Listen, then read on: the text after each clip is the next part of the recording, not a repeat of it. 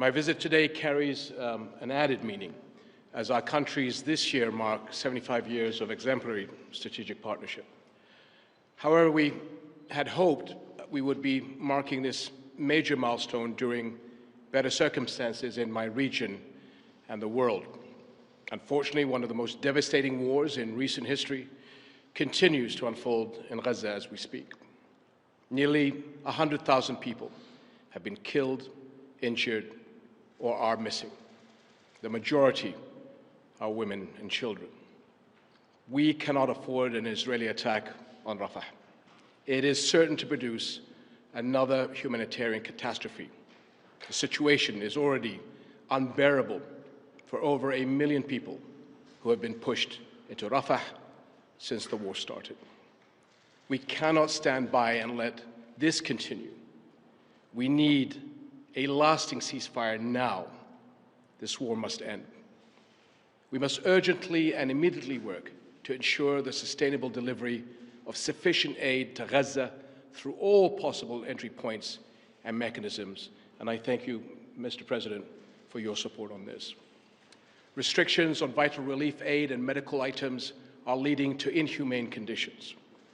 No other UN agency can do what UNRWA is doing in helping the people of Gaza through this humanitarian catastrophe. Its work in other areas of operation, especially in Jordan, where 2.3 million are registered, is also vital. It is imperative that UNRWA continues to receive the support it needs to carry out its mandate. The potential threat of Palestinian displacement beyond the borders of Gaza and the West Bank is something we view with extreme concern and cannot be allowed. At the same time, we must not ignore the situation in the West Bank and in the holy sites in Jerusalem. Nearly 400 Palestinians have been killed in the West Bank since October 7th, including almost 100 children and over 4,000 injured. Continued escalations by extremist settlers in the West Bank and Jerusalem's holy sites and the expansion of illegal settlements will unleash chaos on the entire region. The vast majority of Muslim worshippers are not being allowed to enter Al-Aqsa Mosque. Christian churches have also voiced concerns about increasing and unprecedented restrictions and threats. It is also important to stress that the separation of the West Bank and Gaza cannot be accepted. 7 decades of occupation, death, and destruction have proven beyond any doubt that there can be no peace without a political horizon. Military and security solutions are not the answer. They can never bring peace. Civilians on both sides continue to pay for this protracted conflict with their lives.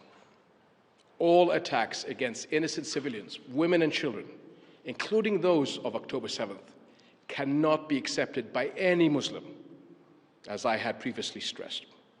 We must make sure the horrors of the past few months since October 7th are never repeated nor accepted by any human being. We must together, along with Arab partners and the international community, step up efforts to reach a ceasefire in Gaza and immediately start working to create a political horizon that leads to a just and comprehensive peace on the basis of the two-state solution. An independent, sovereign, and viable Palestinian state with East Jerusalem as its capital, but living side by side with Israel in peace and security. This is the only solution that will guarantee peace and security for the Palestinians and the Israelis, as well as the entire region. Your leadership, my dear friend, Mr. President, is key to addressing this conflict, and Jordan is ready to work, as always, with you towards peace. Thank you.